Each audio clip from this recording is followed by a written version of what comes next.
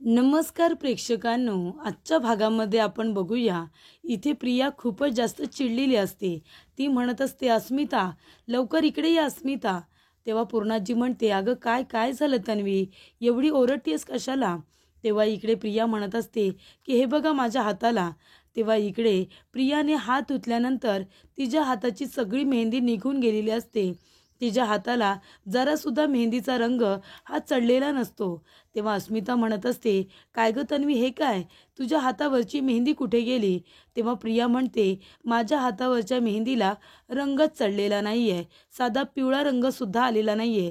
तेव्हा पूर्णाजी म्हणत असते, पण तुझ्या हातावरती अजिबातच मेहंदी रंगले नाही आहे, असं तर कधी होतच नाही. तेव्हा इकडे आता प्रिया म्हणत असते, तुमच्या हातावरती बघा ना, तुमच्या हातावरची मेहंदी रंगली, मग माझ्याच हातावरची मेहंदी का बरं रंगली नाही? तेव्हा अस्मिता म्हणत असते की पहिल्यांदाच असं होणार आहे की नवरीच्या हातावरची मेहंदी रंगलेलीच नाही आहे आणि ती मेहंदी नुसती रंगलेली नाही आहे, तर जरासुद्धा रंग आलेला नाही आहे आणि पहिल्यांदा लग्नामध्ये नवरीच्या हातावरती मेहंदीसुद्धा नसणार आहे. हो की नाही पूर्णाजी? आणि अस्मिताला आता हसायला येत असतं. तेव्हा प्रिया म्हणते, अस्मिता तुला हसायला येते का? अगं माझ्या हातावरती मेहंदी नाही आहे. तेव्हा अस्मिता म्हणत असते, अगं एक काम करायचं का, तव्यावरती हात धरायचे का तुझे, गरम तव्यावरती? तेव्हा पूर्णाजी म्हणत असते, नको ते सल्ले देऊ नकोस. गरम तव्यावरती तेव्हाच हात धरायचे असतात जेव्हा हातावरची मेहंदी ही ओली असते, कळतंय का? आता नको ते बोलू नकोस, नको त्या वेळेला. तेव्हा इथे अस्मिता म्हणत असते, तसं काय आहे ना तन्वी, म्हणजे बघ ना गं, अर्जुनचं तुझ्यावरती ना खरं तर प्रेमच नाही आहे आणि म्हणून कदाचित तुझ्या हातावरची मेहंदी रंगलेली नाही आहे. तुला आता अर्जुनला इम्प्रेस करण्यासाठी आणि स्वतःच्या प्रेमात पाडण्यासाठी खूप जास्त मेहनत करावी लागणार आहे, खूप प्रयत्न करावे लागणार आहे तर तुला. बघ ना, अर्जुनचं प्रेम तुझ्या हातावरती दिसतच नाही आहे.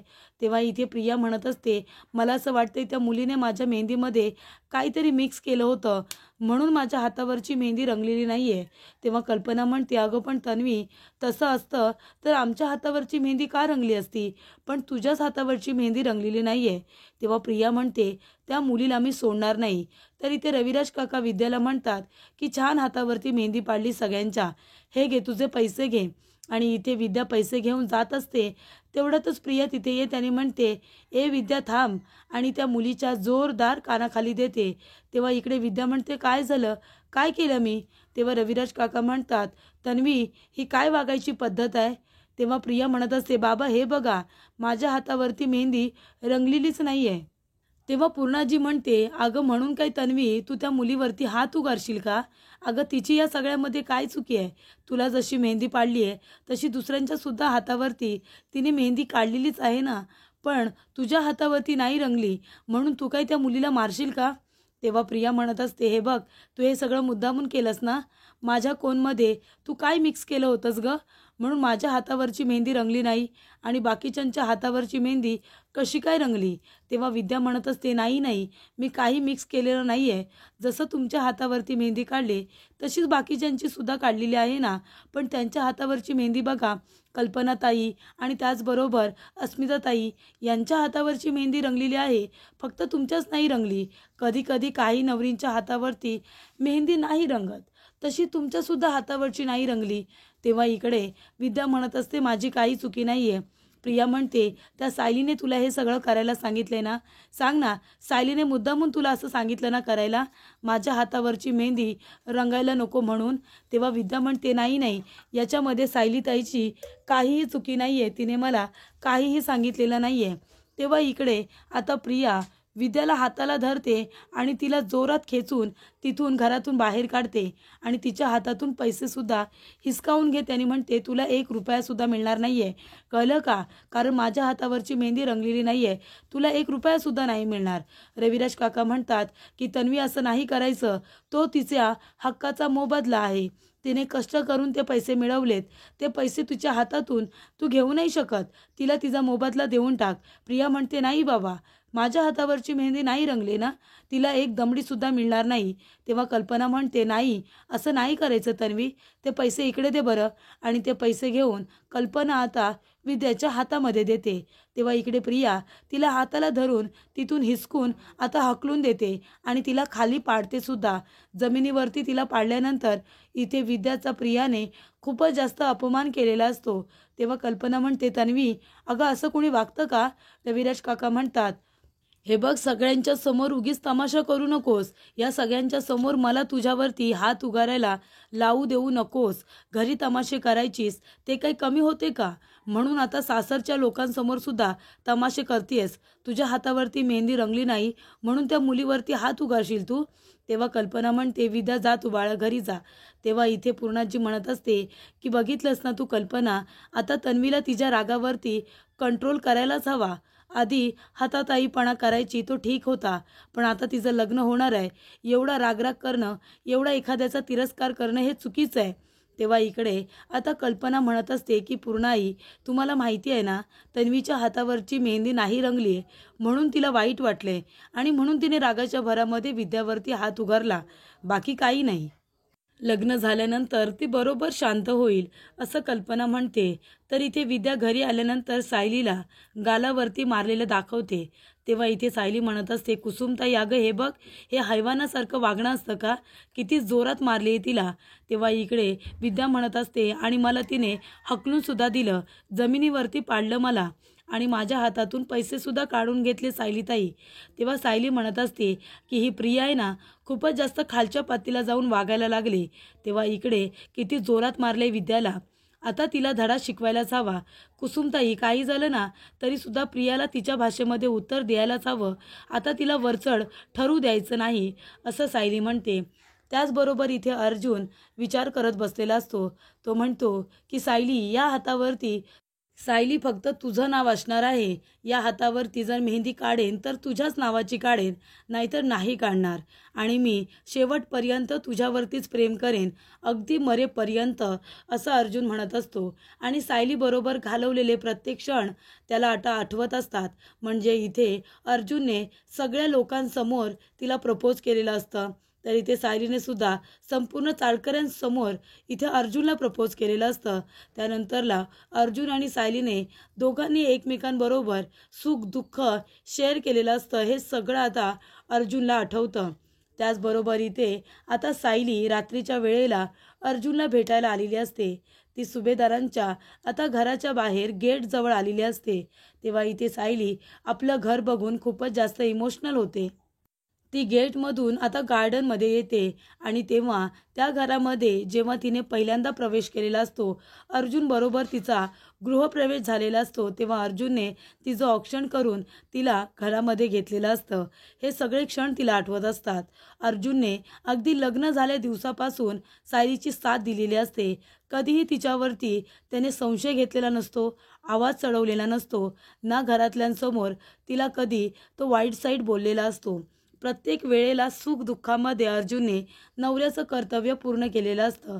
सायलीची प्रत्येक वेळेला साथ दिलेली असते. तेव्हा इथे सायलीला आता ते सगळे क्षण आठवत असतात. ज्या वेळेला होळी असते त्यावेळेला धुळीवंदनच्या दिवशी दोघांनी एकमेकांना रंग लावलेला असतो, एकत्र दोघांनी डान्स केलेला असतो. हे सगळे क्षण आता सायलीला आठवतात आणि ती हसतसुद्धा असते आणि ती रडतसुद्धा असते, कारण सुखदुःखाचे सगळे क्षण त्या दोघांनी एकत्र त्या घरामध्ये जणू काही साजरे केलेले असतात. तर प्रेक्षकांनो, इथे सायली एवढं धाडस करून फक्त आणि फक्त अर्जुनला भेटायला आलेली असते. ती आता अजिबात असा विचार करत नाही की या लोकांना जर कळलं की मी इथे आले तर हे लोक माझा अपमान करतील, मला धक्के मारून घरातून हाकलून देतील. या गोष्टीचा ती विचार नाही करत. ती फक्त अर्जुनला कसं भेटता येईल याचा विचार करत असते.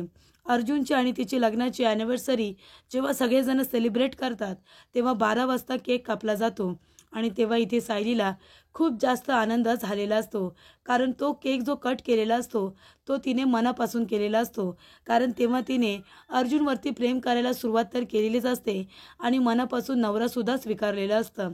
त्याचबरोबर जेव्हा सायली रुसलेली असते तेव्हा अर्जुन तिला हाताला धरून तिला स्वतःच्या हाताने घास भरवतो आणि सायलीसुद्धा अर्जुनला स्वतःच्या हाताने घास भरवते.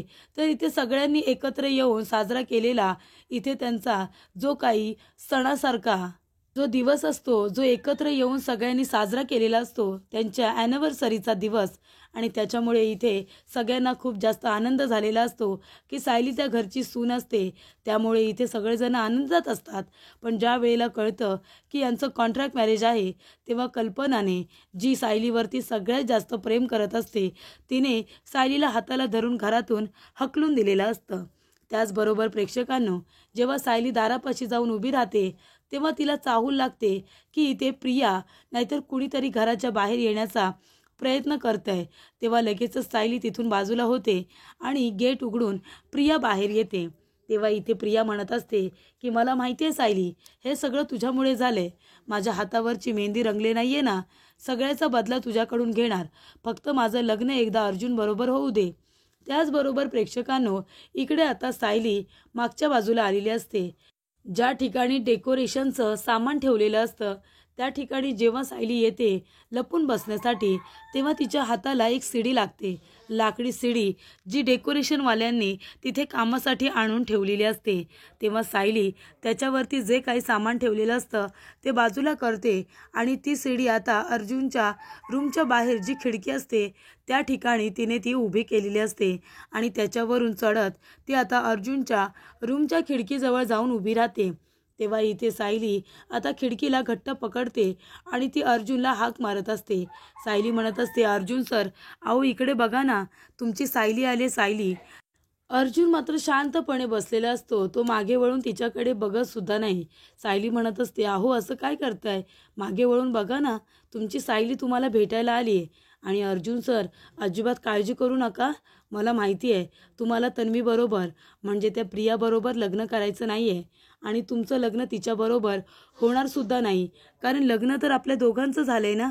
आपण दोघेजण नवरा बायको आहोत आणि आपण दोघेही एकमेकांवरती किती बरं प्रेम करतो. आणि मला माहिती आहे तुम्ही मनापासून या लग्नाला होकार दिलेला नाही आहे. पूर्णाजींची तब्येत बिघडू नये, पूर्णाजीला काही व्हायला नको म्हणून तुम्ही पूर्णाजीला घाबरून हे वचन दिलं आहेत ना. मला ते पण माहिती आहे आणि म्हणूनच मी तुम्हाला आता प्रॉमिस करते की तुमच्या मनाविरुद्ध काहीसुद्धा होणार नाही आहे. हे लग्न अजिबात होणार नाही. लग्न तुमचं होणार पण तुमच्या बायकोबरोबरच होणार. तेव्हा इकडे प्रिया खिडकीतून बघते तर तिला शिडी उभी दिसते. तेव्हा प्रियाच्या लक्षात येतं की नक्कीच काहीतरी गडबड आहे, म्हणून ती लगेचच बाहेर येते. तेव्हा इकडे सायली म्हणत असते की अर्जुन सर, अहो मी इतकं बोलते, मी तुम्हाला भेटायला आली आहे, पण तुम्ही मागे वळून साधं माझ्याकडे बघतसुद्धा नाही. एवढ्या दिवसानंतर आली आहे, मला तुम्हाला बघायचं आहे, एकदा माझ्याकडे मागे वळून बघा ना अर्जुन सर, असं इथे सायली आता म्हणत असते. तेव्हा अर्जुन मात्र शांतपणे बसलेला असतो, कारण इथे अर्जुनने डोळे बंद केलेले असतात. तेव्हा इकडे सायली म्हणत असते की अर्जुन सर, या घरामध्ये सून म्हणून मीच येणार आणि तुमची बायको म्हणून आयुष्यभर तुमच्याबरोबर मीच राहणार, ती प्रिया नाही. त्यानंतरला इथे अर्जुन मात्र हातसुद्धा हलवत नसतो, कारण तो जणू काही इथे बेशुद्धच झालेला असतो. सायलीच्या आठवणीमध्ये रडून रडून अर्जुनची तब्येत पार इथे आता बिघडलेली असते, पण ते कुणालाही कळत नाही. त्यानंतर प्रेक्षकांनो, जेव्हा इकडे प्रिया बाहेर येते बघते तर काय, सायली शिडीवरती उभी राहून अर्जुनबरोबर बोलण्याचा प्रयत्न करत असते. तेव्हा प्रियाला खूपच जास्त राग येतो. ती म्हणत असते, सायली, ए सायली, तुझी हिंमत कशी झाली ग, इथे येऊन माझ्या नवऱ्याच्या जवळ जाण्याचा प्रयत्न करतेस, त्याच्याशी बोलण्याचा प्रयत्न करतेस. तेव्हा प्रियाला राग येतो. ती शिडी पकडते आणि जोरजोरात हलवायला लागते, जोरजोरात हलवत असते. तेव्हा इकडे आता सायलीचं लक्ष जातं तर प्रिया आलेली असते आणि प्रिया जोरजोरात शिडी हलवत असते, जेणेकरून सायली पडावी, तिचा हातपाय मोडावा असा तिचा हेतू असतो. पण इथे प्रेक्षकांनो, इतका आवाज होतो तरीसुद्धा अर्जुनला काही कळत नाही, कारण अर्जुनने डोळे घट्ट बंद केलेले असतात आणि त्यामुळे त्याला काही कळत नसतं की बाहेर काय होतंय काय नाही, कोण मला भेटायला आले आणि कोण नाही. त्याचबरोबर इथे आता प्रिया काही ऐकायला तयार नसते. ती जोरजोरात शिडी हलवतच असते. सायली म्हणत असते, प्रिया गप्प बस, प्रिया थांब. तरीसुद्धा प्रिया काही ऐकत नाही. जोरजोरात धक्का देऊन ती इथे सायलीला पाडण्याचा प्रयत्न करते आणि म्हणते, माझ्या नवऱ्याला भेटायला आली आहेस तू, चोरून चोरून त्याला आणि मला दोघांना एकमेकांपासून वेगळं करायला आली आहेस, माझं लग्न मोडायला आली आहेस का तू, तुझी हिंमत कशी झाली सायली. आणि ती सायलीला धक्का देऊन खाली पाडते. तेव्हा सायली नेमकी तिथे गाद्या ठेवलेल्या असतात त्या गाद्यांवरती जोरात पडते तेव्हा इथे सायलीला खूपच जास्त राग आलेला असतो. कारण प्रिया इथे एवढी आंधळी झालेली असते की तिला इथे कुणाबरोबर कसं वागायचं हे सुद्धा कळत नसतं. ती सगळ्यांबरोबर क्रूरच वागत असते.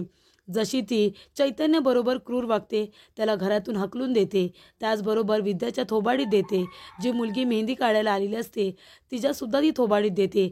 सायलीला शिडीवरून पाडते, विचार करत नाही की तिच्या हाताला लागेल, पायाला लागेल, डोक्याला लागेल. तेव्हा इथे सायली म्हणत असते, काय गं प्रिया, तुझी हिंमत कशी झाली गं मला धक्का द्यायची? तेव्हा प्रिया म्हणते, हे मी तुला विचारायला हवंय, आमच्या घरामध्ये चोरून चोरून आलीस का आणि माझ्या नवऱ्याच्या रूममध्ये घुसण्याचा प्रयत्न करतेस? थांब, मी पोलिसांना बोलवते आणि तुझी कंप्लेंट करते की तू चोरून आमच्या घरामध्ये घुसण्याचा प्रयत्न करत होतीस. तेव्हा सायली म्हणते, बरं बरं ठीक आहे, जा पोलिसांना फोन कर आणि बोलाव बरं. तू फोन करतेस की मी फोन करू? तेव्हा इकडे सायली म्हणते, थांब ना, मी पोलिसांना फोन करते आणि त्यांना मी सांगते की मी माझ्याच घरामध्ये चोरून घुसण्याचा प्रयत्न करत होते. सांगू का मी पोलिसांना? तेव्हा प्रिया म्हणते, अति शहाणपणा करू नकोस हा, कळलं ना? इथे माझं आणि अर्जुनचं लग्न मोडायला आली आहेस तू. आत्ताच्या आत्ता इथून चालती हो. घरातल्या लोकांनी तुला हकलून दिले तरीसुद्धा इथे येण्याची तुझी हिंमत कशी झाली गं? सारखी सारखी काय इथे लुचकटासारखी येतेस? लाज नाही वाटत तुला? हकलून दिले तरी येतेस. तेव्हा सायली म्हणत असते, एक मिनिट, हे काय गं? तुझ्या तर हातावरती आज मेहंदी काढली होती ना? मेहंदी रंगली नाही का तुझी? बरोबर ना, अर्जुन सरांचं तुझ्यावरती प्रेमच कुठे आहे म्हणून तुझी मेहंदी रंगेल. तेव्हा इकडे सायली म्हणत असते, हे बघ माझे हात, माझ्या हातावरची मेहंदी बघ किती रंगली आहे. तेव्हा सायली म्हणते, काय गं प्रिया, तुझ्या हातावरची मेहंदी नाही रंगली म्हणून तू त्या बिचाऱ्या विद्याच्या थोबाडीत मारलीस, तिला अपमान करून घरातून हाकलून दिलंस? हे बरोबर केलंस का तू? अगं, मुळात त्यांना माणसामध्ये खरेपणा असावा लागतो, तो तर तुझ्यात नाहीच आहे. तू तर एक नंबरची खोटारडी आहेस, कळलं ना? म्हणूनच देवाने तुला शिक्षा दिली आणि तुझ्या हातावरची मेहंदी अजिबात नाही रंगली. तेव्हा इथे प्रिया म्हणत असते, तुला काय वाटलं गं, तू इथे येशील आणि अर्जुनला माझ्यापासून दूर करशील? मग काय झालं मेहंदी नाही रंगली म्हणून? पण तरीसुद्धा माझं आणि अर्जुनचंच लग्न होणार, कळलं का तुला? तू सुभेदारांच्या घरामध्ये पुन्हा कधीच दिसणार नाही. तेव्हा इथे सायली म्हणत असते, हळू बोल जरा, हळू बोल. माझ्या घरातले लोक आहेत ना, आता झोपलेत, त्याच्यामुळे आरडाओरडा करून त्यांची झोप मोडू नकोस, कळलं ना? नाहीतर सगळेजण बाहेर येतील, त्यांची झोप मोड होईल. तेव्हा इथे प्रिया म्हणत असते, कोण तुझी लोक, कोण तुझी माणसं? हे सुभेदार हे तुझे आता कुणीच लागत नाहीत, कळलं ना? हे सगळेजण आता माझे नातेवाईक आहेत, कळलं तुला? या सगळ्यांशी तुझा अजिबात काही संबंध नाही आहे. तेव्हा इकडे प्रिया म्हणते, आताच्या आता इथून निघून जा, नाहीतर. तेव्हा इकडे प्रिया तिला हाताला धरून हकलून देत असताना सायली तिचा हात पकडते आणि तो आता मागच्या बाजूला पिरगळते. तेव्हा इकडे सायलीने तिचा हात चांगल्या पद्धतीने पिरगळलेला असतो आणि सायली म्हणते, काय गं, किती खोटं बोलून या घरामध्ये घुसण्याचा प्रयत्न केलास तर तुला काय वाटते, हे सगळे कुटुंबातील लोक तुझे होतील का? असं अजिबात होणार नाही आहे. तुझ्यासारखं क्रूर आहे ना मला वागता नाही येत प्रिया, पण तू जेवढं क्रूर वागतेस ना त्या तुलनेमध्ये हे काहीच नाही आहे. तुलासुद्धा तुझ्या भाषेतच उत्तर द्यायला पाहिजे, त्याशिवाय तुझी अक्कल ठिकाणावरती येत नाही, कळलं ना? तू कितीही प्रयत्न कर प्रिया, पण तुझं आणि अर्जुन सरांचं लग्न कधीच होणार नाही. तू त्या बिचाऱ्या विद्यावरती हात उगारलास, तू इथे चैतन्य भाऊजींना घरातून बाहेर काढलंस. तुला काय वाटलं मला काही कळत नाही का? मला सगळं काही कळतं, पण तुझं हे स्वप्न कधीच पूर्ण होणार नाही. ज्याच्यासाठी तू एवढी क्रूर झाली आहेस ना, ते तुझं स्वप्न अर्धवटच राहील. लग्न तर होणार, पण माझं आणि अर्जुन सरांचंच लग्न होणार. तेव्हा प्रिया म्हणते की हे स्वप्न बघ तू, फक्त स्वप्न. काही झालं ना तरीसुद्धा हे तुझं स्वप्न कधीच पूर्ण होणार नाही आहे. अर्जुनची बायको मीच होणार आणि सुभेदारांची सूनसुद्धा. तेव्हा सायली म्हणते, ठीक आहे ना, चॅलेंज तर मी स्वीकारले, आता बघूया आपण कोण या घरची सून होऊन येतंय ते. आणि अर्जुन सरांची बायको. तेव्हा सायली म्हणते, अर्जुन सर, आता जाते मी, पण लवकरच आपण दोघंजण एकत्र येऊ आणि ते सुद्धा मानाने मी या घरची सून म्हणून या घरी गृहप्रवेश करेन, असं सायली इथे म्हणते. आणि आता प्रियाला चांगला धडा शिकवून तिथून निघून जाते. तेव्हा इथे प्रियाला आता चांगला धडा शिकवलेला असतो. विद्याला जो काही प्रियाने त्रास दिलेला असतो त्या सगळ्याचा बदला इथे आता सायलीने प्रियाकडून घेतलेला असतो आणि सायली सरळ तिथून आता निघून गेलेली असते. तेव्हा प्रियाला मनामध्ये खूपच जास्त राग आलेला असतो. ती म्हणते, ही सायली आता एवढी हिंमत केली तिने की अर्जुनच्या रूमच्या खिडकीच्या बाहेर सुद्धा आली होती, हिचा काहीतरी बंदोबस्त करायला हवा. तर पुढील भागामध्ये आपण बघूया. इथे प्रिया म्हणत असते की पूर्णाजी, तुला माहिती आहे का, काल रात्री सायली आली होती. अर्जुनच्या रूमच्या बाहेरच्या खिडकीमध्ये ती उभी राहून त्याच्याबरोबर बोलण्याचा प्रयत्न करत होती. तेव्हा चैतन्य म्हणतो, काय सायली वहिनी, काल तू अर्जुनला भेटायला तिथे गेली होतीस, त्याच्या खिडकीच्या इथे उभी राहिली होतीस? तेव्हा इथे सायली म्हणते, हो ना, पण मी इतके आवाज दिले त्यांना, त्यांनी मला आवाजच दिला नाही. गप्पच्या गप्प खिडकीमध्ये बसले होते. तेव्हा इकडे आता विमल येते आणि म्हणते की अश्विन दादा लवकर चला, तिकडे अर्जुन दादांची तब्येत बिघडलेली आहे. ते खिडकीमध्ये बसून राहिलेत आणि त्यांचं अंग पूर्णपणे तापलंय आणि थरथर कापतंय.